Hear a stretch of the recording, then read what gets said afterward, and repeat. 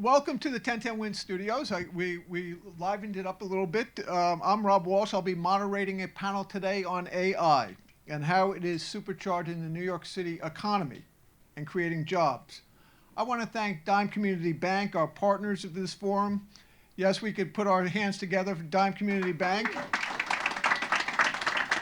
If you don't notice by the hats on your chairs, they are a big sponsor, and they've been a great sponsor throughout the 5 boroughs in New York metro area. And at this point, I'd like to play a little bit of a video on Dime. Because growing a business keeps you on the go, we've got your bank. Because a steady cash flow is the lifeblood of your bottom line, we've got your bank. Because your workday simply doesn't stop at 5 o'clock, we've got your bank. Dime Community Bank gives you the digital tools you need to simplify your business banking, even deposit checks, anytime from anywhere. And we back our technology with a team that's always there, wherever business takes you. Visit dime.com to learn more. With that, I want to introduce Steve Miley, the Executive Vice President and Chief Marketing Officer at Dime Community Bank. Come on up, Steve. Say a few words.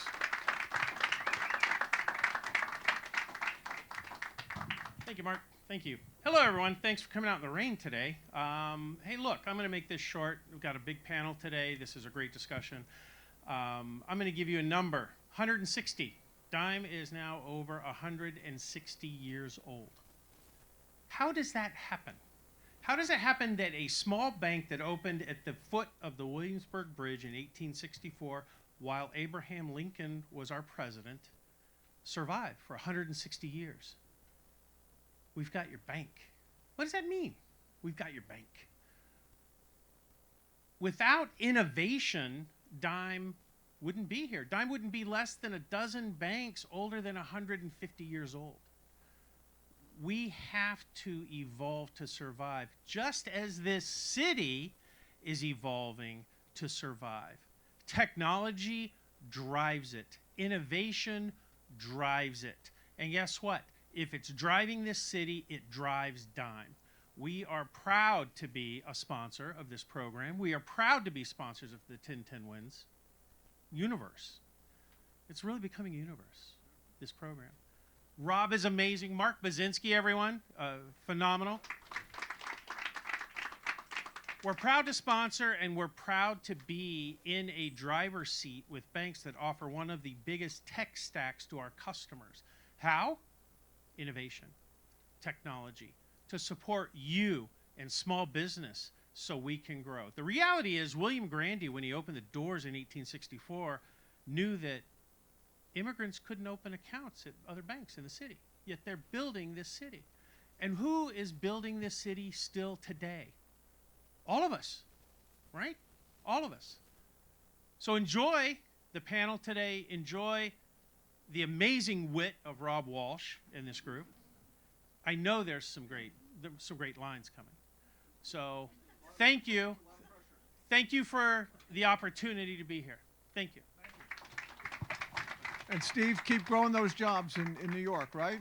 Steve Miley, our sponsor, our big sponsor. Thank you very much. Hey, you know, before I forget, there's 2 lucky winners here. If you look under your chairs, there's tickets for the March 26th and April 3rd Brooklyn Nets games. Envelopes. Don't pull out the stuffings of the chairs. Do we have any winners? Do we have one envelope there? What does it say? Any one winner? You're a winner of 2 tickets. Anybody else? Anybody else pulling out the stuffings from the chairs and thinks that's it?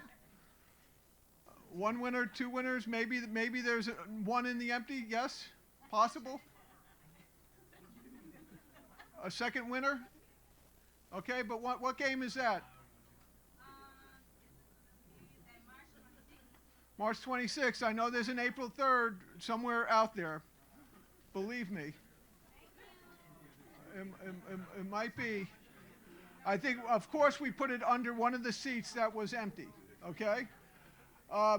Greg Bishop, who is with the Brooklyn Nets, will be happy about this, and he guarantees He guarantees victory that night. Who's the other winner? The other winner right here. Okay. All right. Was that under your seat, Sherry? Oh, okay, in the middle. Okay, because there would be a full investigation if it was under your seat. Okay, and you got the game for the 26th?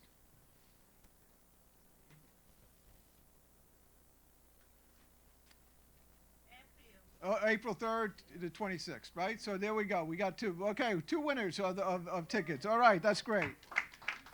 My colleague, Mark Basinski, who's been introduced, will be announcing the 10-10 Win Small Business Challenge at the end of this program. At this point, I want to bring up someone special who's doing some really hard work throughout the 5 boroughs. She is a commissioner at my favorite agency in New York City, Small Business Services, and that's Meredith Weber. Where's Meredith? Come on up.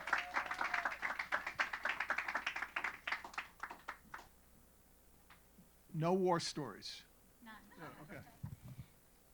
Everything I know it from Rob. So thank you so much, Rob, to Dime Bank, to 1010 Wins for having us all here this evening. My name is Meredith Weber. I'm an assistant commissioner at the New York City Department of Small Business Services. And the City of New York, through the Office of Technology and Innovation, has been a leader in using AI to help streamline government services. And I'm proud to say that SBS has been at the helm. We were one of the first agencies to put our services online on the My City Business website, which is equipped with an AI chatbot. So business owners can go on to nyc.gov/business and ask any question to the chatbot. It'll go through over 2,000 pages of New York City government websites in order to give a response. Super easy to use and super easy for small businesses to access the services and the resources that they may need, which includes our Funds Finder, which is an online marketplace for small businesses to find grants and loans. It's an opportunity all in one spot to find financing that may be the right match for a small business. And if they don't want to just rely on the internet, which I guess this might not be the right discussion for that, but we do have one-on-one consultants through our business solution centers, and businesses can talk one-on-one to find out the best financing options for their needs. We also offer a bunch of other free services, hiring. We have our tech talent pipeline that is training in tech and then connecting that talent to small businesses that need tech talent.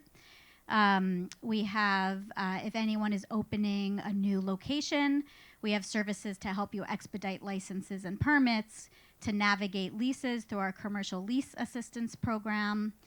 Any minority or women-owned businesses can certify with the city and get access to government contracting.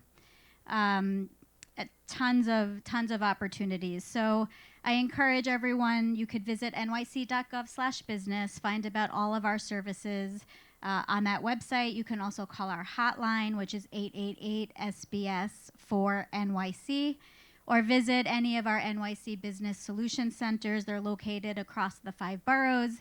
The closest one to this location is 14 Wall Street. So happy to answer any questions anyone might have afterwards, and I hope that you'll check us out. Thank you. Thank you. Commissioner, thank you very much.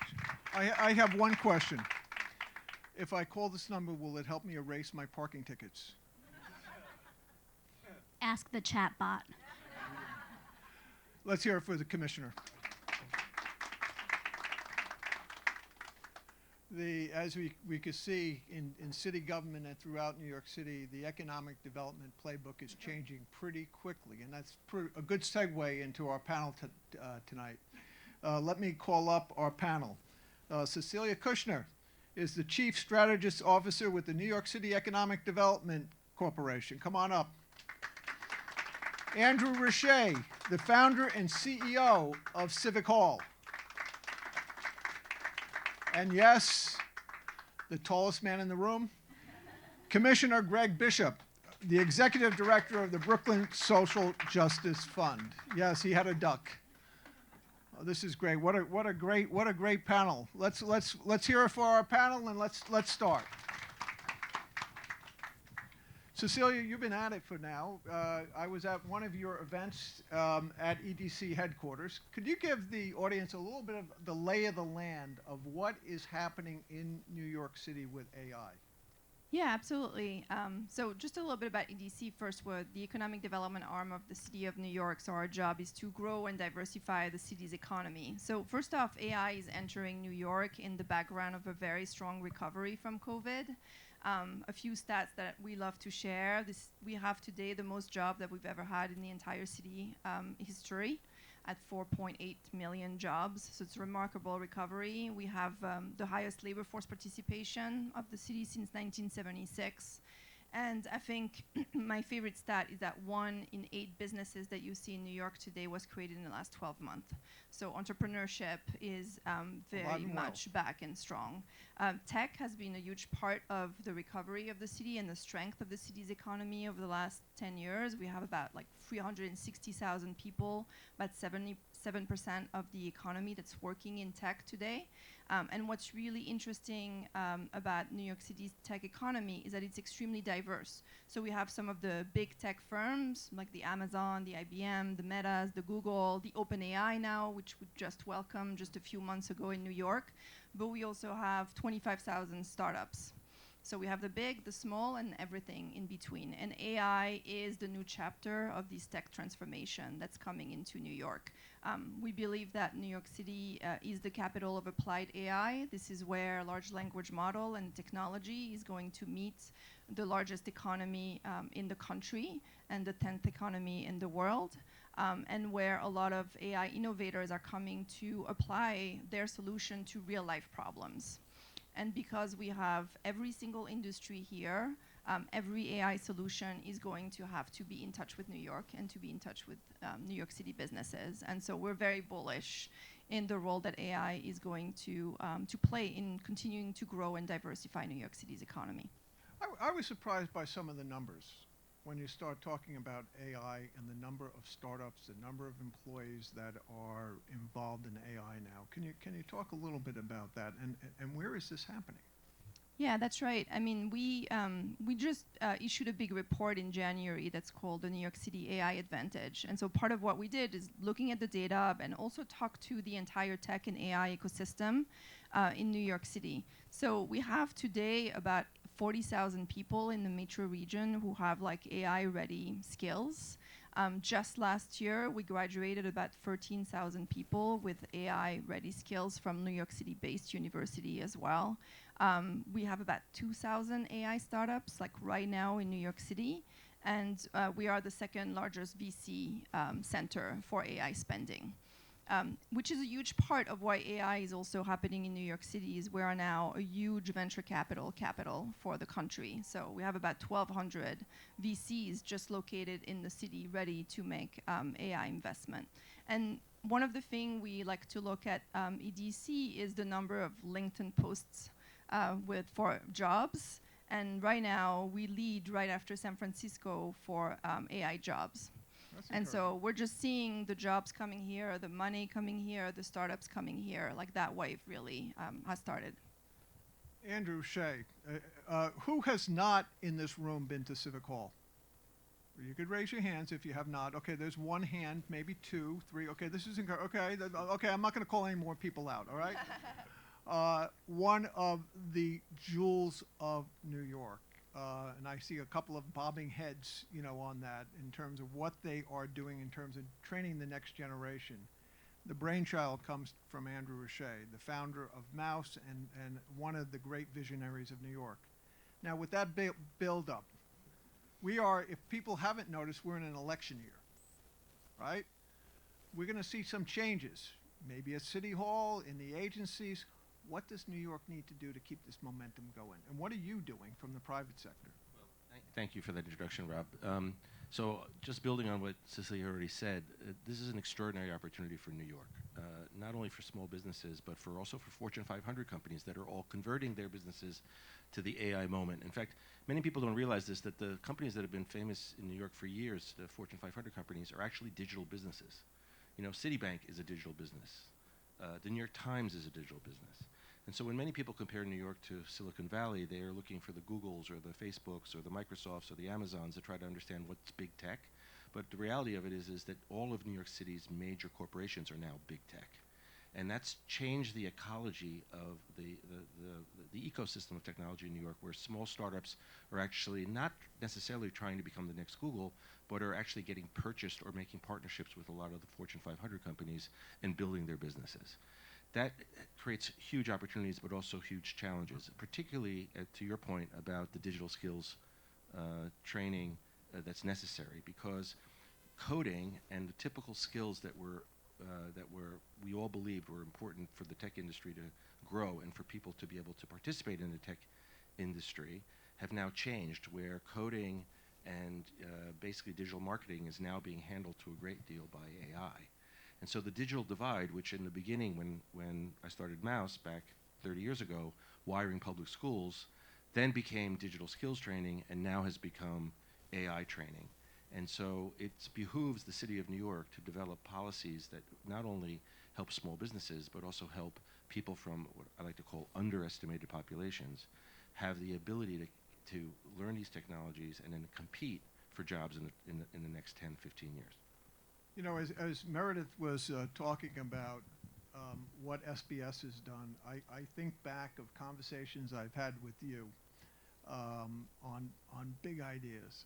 And I just wondered some of the thoughts that you have as AI has evolved and what it means in running the city, and some big ideas that could go forward as a result. Well, so one of the challenges for the city government is to be able to use technology at the same speed and the same capacity as the private sector.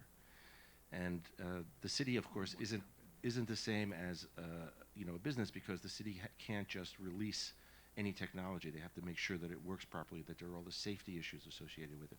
As excited as we are about AI, there are a lot of challenges around the use of AI and using it safely and making sure that people's privacy and people's data is respected. But to give you a sense of what the city needs to do is imagine living at a time when the steam engine was invented, and you're thinking about it and say, wow, that's an amazing thing, but people couldn't really imagine how much it would transform the economy. They would say, oh, maybe we could use the steam engine to carry our horses to the field, or maybe we could use our steam engine to grind the corn. But they didn't really think about how it would transform work. You know, going from a 16-hour workday to a 40-hour work week happened in 100 years because of the industrial age. So when people think about AI and the way the city thinks about AI, it has to take a huge leap to understand the paradigm shift. And so to give you another analogy, it's not actually similar to the steam engine or even to the invention of the internet. I would argue that it's the same anthropologically as the harnessing of fire by humans. It's that big. And so to answer your question about the city of New York, the city of New York has a long way to go. The city government of New York has a long way to go. And so the Adams administration has made some steps towards that direction. We'll see what happens in the future. But certainly with people like Cecilia and other industry leaders, city government leaders like Meredith, we have people who understand that this is in a moment that has to move the city forward. So you want to add to that? Yeah, absolutely. So the city is doing two things. I think OTI is really leading on how do we get city agencies to adopt AI for our own use, right? And I think like My City website and the chatbot was the first attempt doing this. And I think just to echo what Andrew was saying, when it came out and there was some hallucination with the system, like the city got a lot of really harsh feedback and grief. But as we all know, part of using technology is to try it out, and through trials and solution and fixing problem, actually for it to get better. So I think this administration has done a good job of being committed to this journey that is not without pain, and to do it so. And there's a lot of active conversation within each agency of what it means for the customers that we are all serving. And then I think at EDC, what we're trying to do is to ask the question of like, how is AI going to transform like the private sector side of the economy? And what can we do to actually support businesses, big and small, entrepreneurs, innovators, to invest in New York, for New York to really take advantage of the enormous competitive advantage that we have in that space, and really propel our economy forward. And that's really what we've been focusing on at EDC.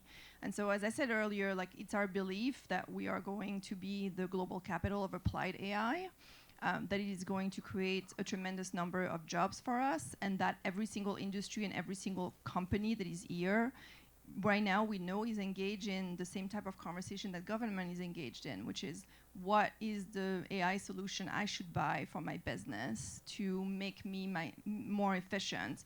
How can I better understand the data that I have access to be able to make better decisions? And so the more we can accelerate smart decisions on these topics, the better all of these companies will be, and the better the economy will be in the long run. And this is what we're trying to do.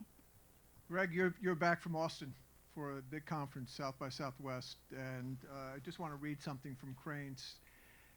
3 steps New York City can take to unleash the full economic potential of AI-powered innovation. And one of it says, there's no time to waste. Other cities and regions are aggressively courting AI companies and talent, while trumpeting their significantly lower housing prices, office rents, electricity costs, and taxes. How does New York City compete with these? I mean, you must have seen it all down in Austin. Sure, and thanks, Robin. Thanks, 1010 Wins and Dime for creating this forum. I think, you know, so at the Social Justice Fund, one of the things we're actually focused on is the sort of pipeline. You mentioned everything except workforce, and I think New York City still has a competitive advantage in terms of not only a workforce, but I know we think it's a bad word, but a diverse workforce, right? Why is that important? Because AI. It's a good word. Listen, I'm going to use it until I die, right? Because I think, you know, it's definitely a good word in terms of making sure that America, New York in particular, remains competitive in a global economy, right? AI, to Andrew's point, is not just an American thing, it's a global thing, right? We have other countries that are competing against us, but AI has its own limitations, and one of the limitations is that it's biased, right? Because of who is actually coding, et cetera, et cetera. So it needs diversity in order to be more efficient, which is what every company needs, right? So it's the machine is not different from the company. And so we have the workforce. And so some of the things we're doing at Social Justice Fund, for those who don't know, the Social Justice Fund was started by Clara Usai in 2020 to actually address economic mobility and racial justice in Brooklyn. It was a $50 million commitment. We're in year 5. One of the things we're doing, thanks to the EDC report actually, is you know, we poured over it in our offsite and we said we need to start investing in creating the sort of upstream, right? When we are looking and we're thinking about individuals who will work for your company that understand sort of the language of AI, one of the things we started last year was actually create a boot camp for high school students to even understand what is this vocabulary, right?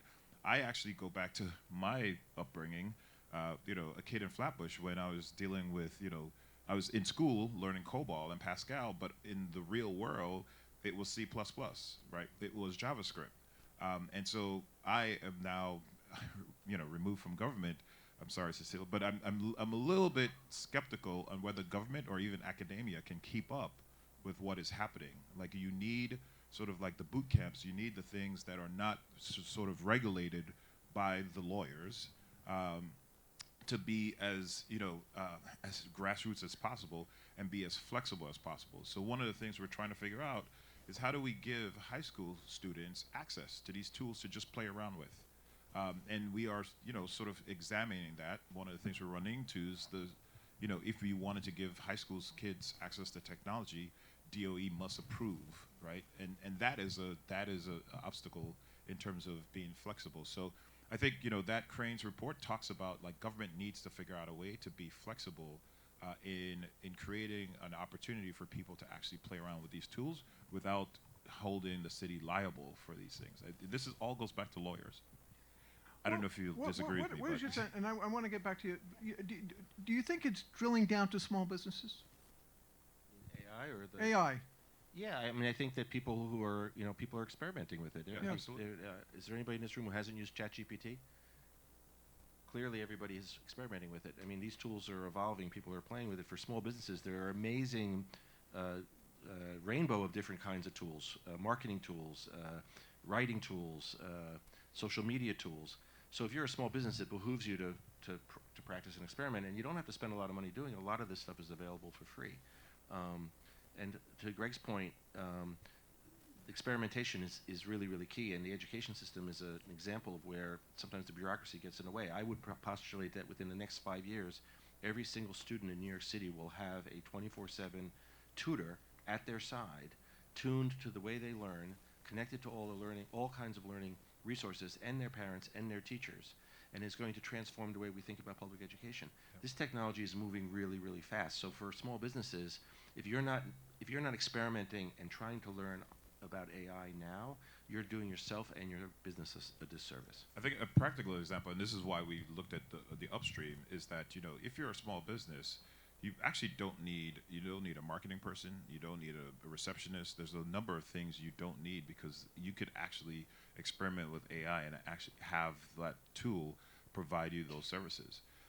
And the question is, like, how are you who's the staff member that's actually going to program those tools, right? How are they going to understand how to, so if you have a human intervention, like, what does that look like? And so we're looking at the upstream. We're looking at, for example, a small business who's looking to compete on city contracts could use AI to analyze the RFP, and that RFP analysis could happen in minutes instead of having a human go through the RFP. The AI tool could actually even respond to the RFP, and then you just start editing and customizing it. Can you imagine how many more businesses that could actually respond to city RFPs?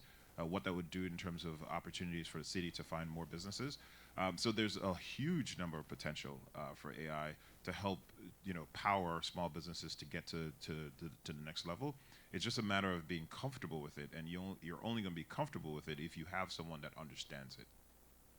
You want to jump in? Yeah. I want to touch on the kind of the workforce and the barriers to, like, skill building. I think a lot of what we found at EDC is that public-private partnership, and actually, like, the fastest we can put in touch New Yorkers, and especially young people, with companies that do the work, like, the better it is for them to accelerate their learning. And so we are been really good at, like, running internships, and so this is what we want to do. We have a request for proposal out right now. We are going to pipeline about, like, 450 students over the next 4 years through internships with VCs. There's a number of colleges in the room. I know. Yeah, that that's I right. see the president of the University of Mount St. Vincent. I know Bronx Community College is here. Lehman College is here. So they're right here. Okay. Yeah, no, and we actually have a very strong partnership with CUNY, working in part to get CUNY students in paid internships with tech companies, startups, and VCs, because we think there's nothing like actually starting your career at a young But to age. Greg's point, does higher education move fast enough? I mean, what we're seeing right now is a wide range of degrees, from, like, really high-end, complex engineering to many, like, simpler associate's degrees that are, like, trying to get to the place of AI training. What's important for us is that there is diversity and breadth of offering in New York City by higher education, and we're seeing that right now. I'm going to get in trouble. I didn't mention Manhattan University, Winston Peters. Yeah, and he's a board member of the Bronx Economic Development Corporation, so I got some demerits on that one. Boy, am I in trouble. But I think to the conversation we were having around exploration, because I think it is really important, another initiative that we have is in partnership with the public libraries. We know that a lot of New Yorkers go to the public libraries for the digital needs and their general, like, understanding of the world needs. And so we are going to train folks that are working in public libraries so they can train people on how to write a prompt and how to explain very simply how does a large language model works, how is AI being set up, what type of data is in it. I think it's really important that every New Yorker be part of a conversation on trying to understand the tools, and we think that public libraries are really good like front door for a lot of New Yorkers. So we're just trying to layer different types of initiatives to try to talk to different types of New Yorkers. Educating the public, Cecilia, is really, really important, and adding to your list is also learning how to use it safely and how to understand how it may lie to you, or it may hallucinate to you, or people may use it nefariously to try to change the way you think about something. So there needs to be kind of a media literacy around AI media, AI developed media, which libraries could clearly play a big part. But for those in the audience who are worried about the job displacement that we'd obviously point, because what Greg was pointing to before is you could hire somebody or find somebody to help you use it who's going to replace the marketing person or replace any of your typical staff. Anything there is repetitive most likely can be done by AI. What AI can't do yet is determine what data is important to you and what data would make your business work better. If you could predict the weather with AI, you might be able to save money because you would prepare for the weather event in some way. And AI actually is being used for weather prediction. But back to the data, what we're training people for is not how to use AI and then everything's going to be the same. What we're training people for is how to survive in a dynamic new environment where automated tools like AI, large language models, generative AI, or agentive AI, which is where agents are going to be doing a lot of the work for you, booking tickets for airlines, booking hotels, reservations for restaurants, or other kinds of things, is understanding how data, whatever data you own, that is the real asset for you in a world of AI. So for small businesses, it's not about whether just learning how to use a large language model to write your next advertisement or the next letter or the next email or even applying for a job or for a city contract. It's actually understanding data and how it can be applied. That's the key. I look in the audience, I see a number of folks who work with nonprofit organizations. Dan Herdoon at Bronx Create Hub, Rhonda James at Andrew Friedman. I said it right. You see that on the Grand Concourse, right? Erin Clark, who has her firm is focused on nonprofits. What are some tips for the nonprofits? Yeah, so one of the programs that we are launching this year that we're really excited about is not necessarily specifically about non-for-profit, but it's like how do we put AI innovators and startup in touch with businesses or industries like the non-for-profit sector who would greatly benefit from using AI but don't necessarily have the internal capacity and the know-how to know what tools to purchase or what type of data they should enter into the system. And so we're creating this program that's called the AI Nexus. Our goal is to have about 75 startups be in touch with 5 to 7 different types of industries in the economy, really focused on crafting like real life solutions to their issues. And so we think like, for example, that the non-for-profit sector and non-for-profit industry as a whole would really benefit from direct collaboration with AI startups and AI innovators to develop solutions for their specific issues and to learn also how to assemble and organize their data and create internal capacity to be able to take advantage of the tools. And so we really want to make sure that no one is left behind, that there are like folks who are really taking advantage of the tools and becoming more competitive, and others throughout the rest of the economy who are not like able to do so. And so the AI Nexus is really there to accelerate everyone's transition and do it in a way that is responsible and that is smart overall for the economy. Other thoughts on nonprofits? I mean, your building is filled with them. So as a matter of fact, Civic Hall started an initiative called goodacademy.ai, which is basically a boot camp for nonprofit executives to learn the basics of AI. I think there's some people in the audience who've actually been through it already. And it's basically education. It's people need to spend some time learning the terminology. What is a large language model? How to think about use cases for how AI can be used. Nonprofits in particular have a lot to gain, but many of them don't have the resources to be able to identify how they can use it. For example, it can help them write grants for proposals. I mean, it's like that's a number one thing that they can do. So the most important thing is for nonprofit is not to be afraid, to start to learn as much as you possibly can. And then there are resources like Good Academy at Civic Hall and the ones that Cecilia just mentioned that are starting to address the nonprofit sector's needs in this So regard. Good Academy, I could find that online. You can find it online. Goodacademy.ai. And just to use Dan, a good friend out there at the Bronx Create Hub, he has 90 or so, small businesses in his area. He could get the word out about Good Academy. He could, and I'm sure that a lot of those nonprofits are actually starting to use AI, and some of those, I believe, are artists, and I'm sure some artists are even experimenting with AI because the aesthetics are going to change. AI is going to become a partner. It's a tool. It's a tool. It's a tool like a paintbrush. It's a tool like a computer. It's a tool like a hammer.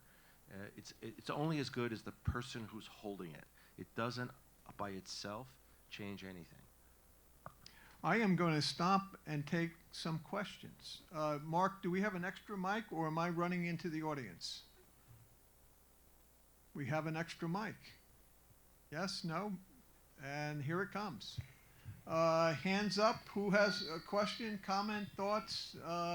Let's go. Mark, can you help me out? There we go. If you could introduce yourself also. Winston Peters, the program director of the entrepreneurship program at Manhattan University. One, thank you for everything that you just shared. And something, going back to your point, Andrew, in terms of it's just a tool. I look at AI as just a calculator. It's just a tool for accelerated results. Garbage in, garbage out. So my question to you is everyone is talking about experimenting with AI, but I think an additional step is understanding the information that you're looking for and having foundational understanding so that you can not confirm your bias, but to debunk your bias. So my question is, what type of education that's being implemented within the AI space in helping individuals understand the information that they're looking at so that they can debunk rather than confirm their bias? Not enough. Not enough. I mean, in the same way that people didn't at the beginning know the dangers of social media and what its impact would be on a negative, that same problem exists now with AI, where people don't understand that private information, personal information, shouldn't be shared in a large language model because you don't know where it's going to end up. So there isn't enough understanding of the dangers of its use, how the tool, it's the same, if you don't know how to use a saw or you don't know how to use a hammer, you could do a lot of damage, and the problem is that when people just look at the potential of it saving money or doing something good for them, they don't necessarily think about the bias that could happen as a result of their own prejudices or the prejudices that are already built into the data. Just real quickly, what was mentioned earlier about the diversity issue, if we don't change the color of the faces of the people designing the future will look like the present. And so that's why the diversity equation is so important, because many people who are from underrepresented communities are the ones who are feeling systemic bias, and they're watching AI take off, and they're wondering, are those biases now going to continue or be accelerated because of this tool? And so we don't do enough education around the dangers of AI while we're touting its benefits. And your point is very well taken. There is not enough being done, Winston. Anyone want to add to that? I would just add, because it was interesting in our research and the type of jobs that are being created in New York City, that we're seeing new roles like an AI compliance officer. So we're seeing large firms and businesses actually each time they want to try AI as a tool and they're like getting into their data, then it leads to cyber security concerns and data sharing concerns, and then it leads to AI compliance concerns. So we think that a sizable number of jobs related to AI are actually going to be about like how do each company decide to use the tool responsibly, and what type of data are they willing to put out there. And this is a very active conversation in all of the businesses and all of the companies to determine like how to work that. I would just add in one of the elements that we think makes New York City very strong in terms of competitive advantage is that the questions and the discussions around responsible AI in great part started here. Like NYU created the Responsible AI Data Center, the institute, there's a number of large leading academic institutions that are at the heart of the research on that issue. I agree with Andrew that like the technology is moving way past, the speed of these conversations and the real life solution, but New York City is an epicenter for thinking through how the tool should be used in a way that is responsible for humankind. And so we think that this is also going to be important for it. And then I just want to mention it because we didn't hear like the amount of progress that AI can bring to life science and medicine, like, is going to be earth-shattering for humanity, and there's a tremendous amount of hope in that. And we at EDC work a lot with the life science community and the major hospitals and healthcare systems in New York City. And the ability to diagnose individually much faster, the ability to come up with medication or that are individualized much faster as well. I mean, all of this is going to be incredible, and AI is really going to supercharge healthcare and medicine and life science in the decades to come, and that is going to be very, very net positive for everyone. And so that's also an aspect of the intersection of technology and life science and medicine that we're extremely interested in. Just really quickly, I feel like I've seen the story before. This is when we were talking about the internet, when in 1993 or 1994, the web was just coming about, and we had no idea what this thing called internet would actually turn into. But what I know for sure is that it's the great equalizer. Whether you're a kid from the Bronx, you're a kid from Staten Island, you're a kid from Brooklyn, everyone is sort of at the same baseline level of knowledge. And this is the opportunity, if we're talking about wealth creation, this is the opportunity to actually change the trajectory of families all across New York City. The key, though, is we have to partner with the private sector. When I was at SBS, there's a theme here. We learned a lot from Rob.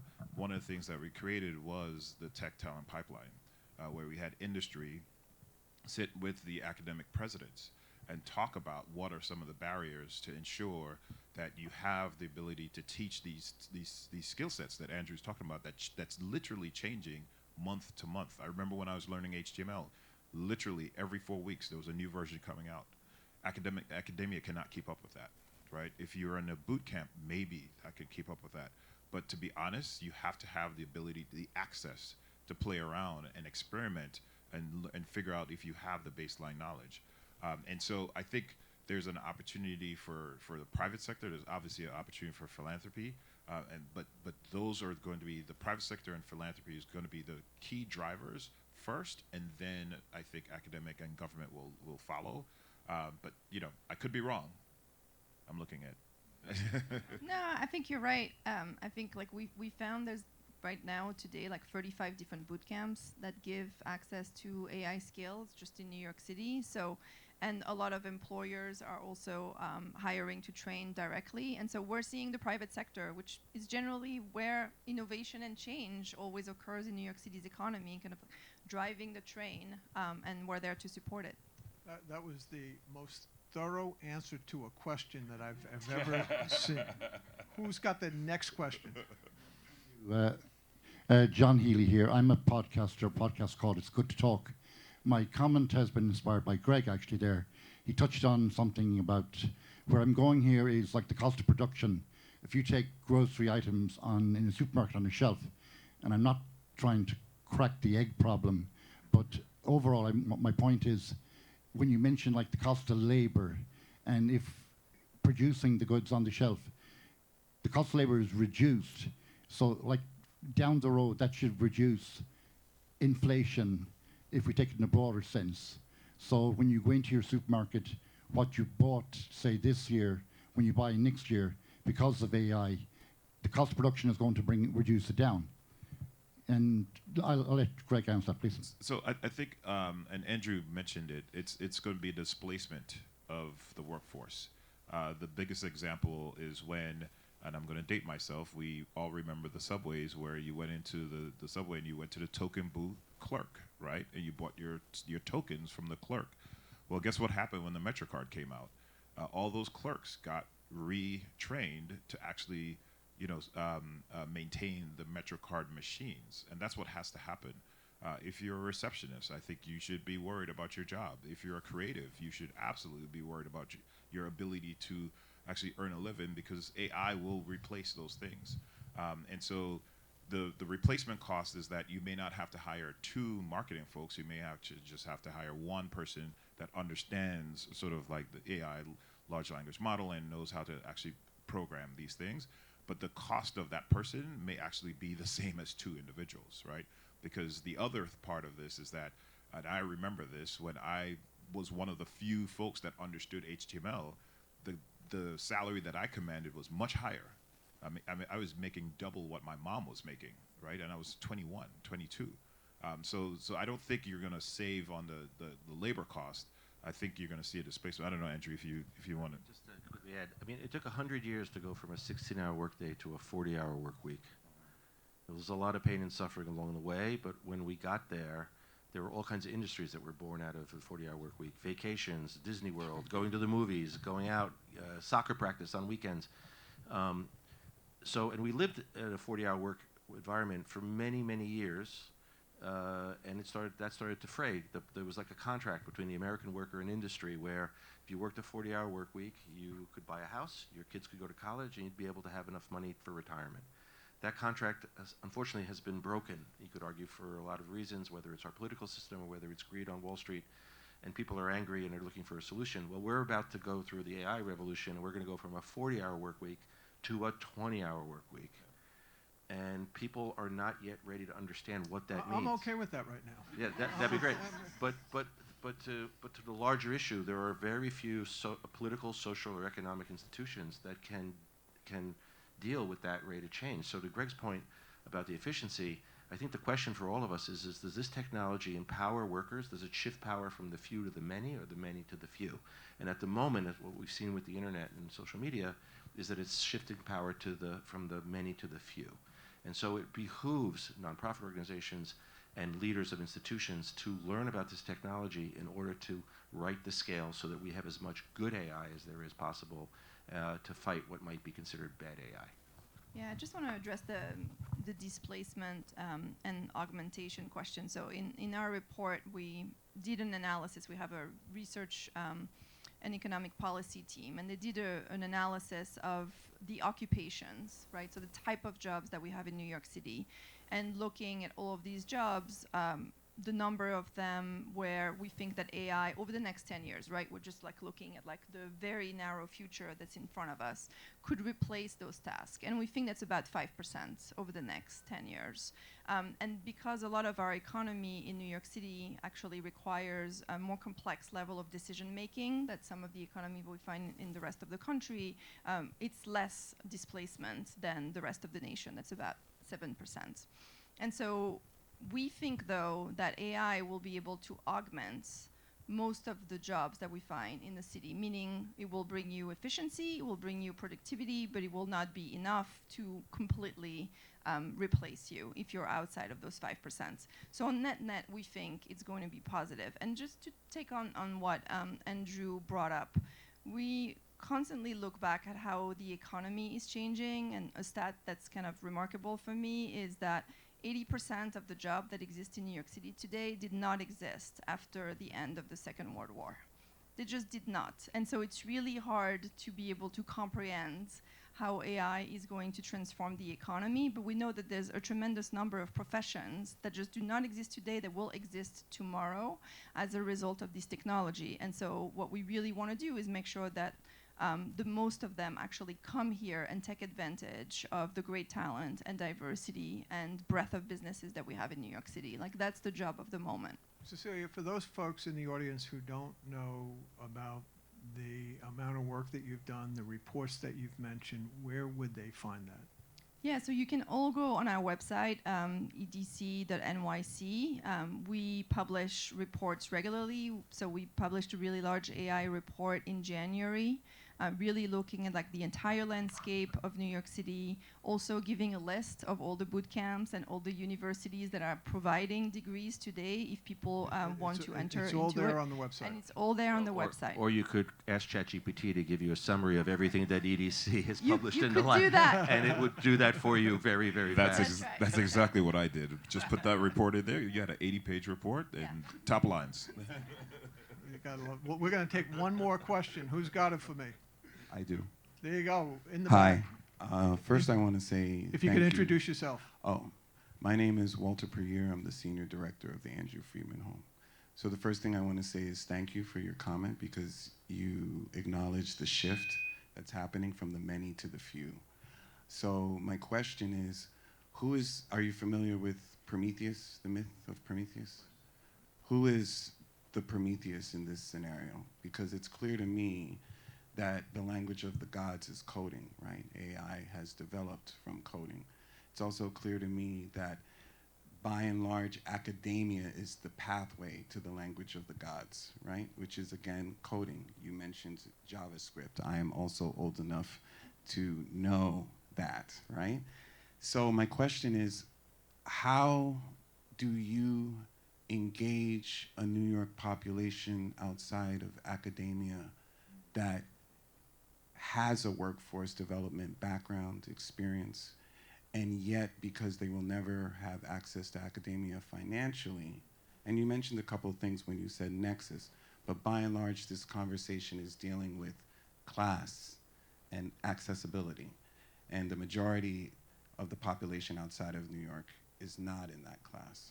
So I'm curious, what do you see as a strategy for the future in engaging that population? 35 boot camps is great, but it's not necessarily enough to change that leverage, that skewing from the many to the few. And I come from and work in a population, the underestimated, disadvantaged population, that doesn't have, it's not that they don't have the intelligence, but they don't have the access, which is just the reality financially to reach academia. So I would like to hear from each of you, what do you think is the strategy to engage this larger population because they are also a part of New York? There you go. I'm happy to share a little bit about what we're doing. So in addition to working with the public libraries, doing internship with CUNY, there are two programs we're really proud of. The first one, it's called the Venture Access Alliance. So as I mentioned, we are like now becoming an epicenter for venture capital. And venture capital is notoriously undiverse and therefore spending money on diverse founders of startups, including tech and including AI. And so the Venture Access Capital is a coalition of 100 different venture capital businesses in New York City who have committed to do better, committed to share the data on how they actually invest and what's the makeup of their own venture capital company, and talk to each other about ways to invest differently in the future. And so in parallel, we have this program that we're very proud of. It's called Founder Fellowship. We've been doing it for 3 years, where we take diverse founders, all in tech, many now growing into AI, and we put them through really some of the best-in-class accelerators in New York City. So that's New Lab, Visible Hand, Chloe Capital, like the type of accelerators that can really make a startup be ready to go to VC and fundraise and be able to make it into the market. And we bring these founders with the Venture Access Alliance that we have. So really tapping into where money and power is, and then where ideas come from, you know, in populations in New York City that like have not seen their fair share of the tech growth and success in New York, and bringing them along. So these are like small ways in which we're trying to make very tangible, impactful differences for innovators in New York City. So I think I was thinking about your question, and your question is really it resonates with me because I'm one of those individuals that you're talking about, right? And I'm thinking about the education system, right? Fundamentally, our education system, in order for us to see scale, our education, and when I talk about education system, I'm talking about the Department of Education. We have to start with the elementary, middle, and high school.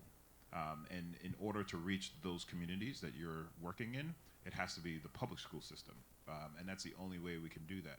Now, I was fortunate enough, I went to a private elementary and middle school, had the resources that got me into Brooklyn Tech. Brooklyn Tech is a public school, but it's a highly specialized school. But that's why I learned the fundamentals of math, science, and ultimately coding, right? And so the answer to your question, there's a couple things, right? There's a short term where philanthropy like us, where we work with DOE, we run a boot camp every summer.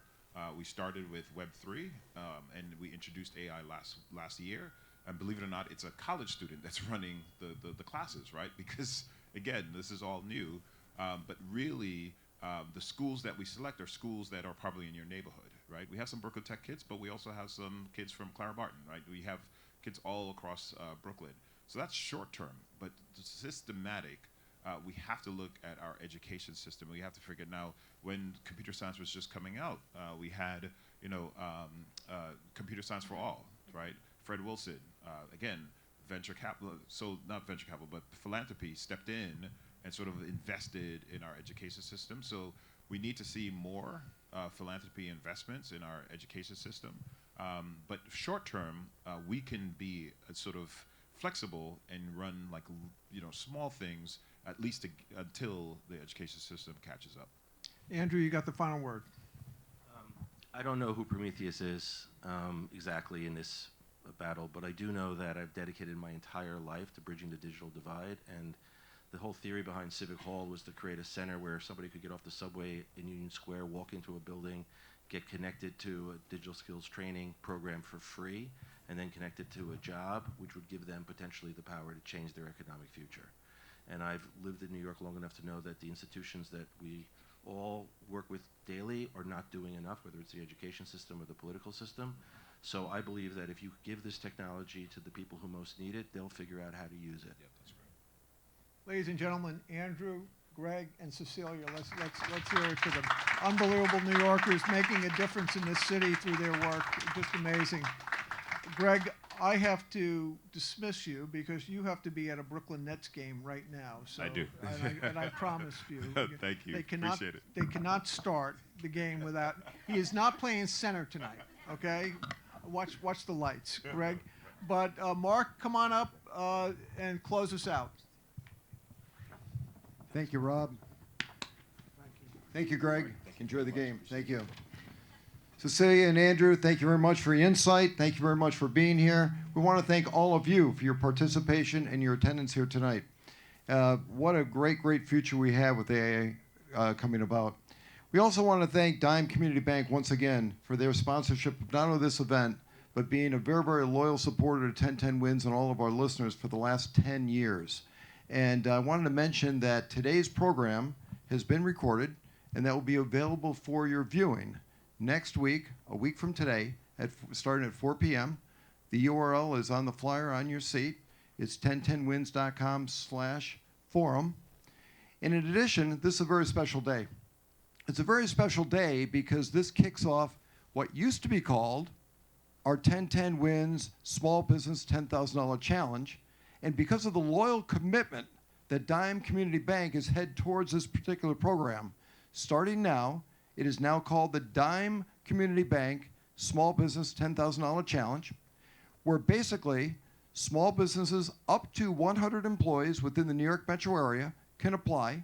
They would tell us what they would do to enhance, enlarge, and increase their business. From the thousands of applications that we receive, we narrow that down to 10 semifinalists.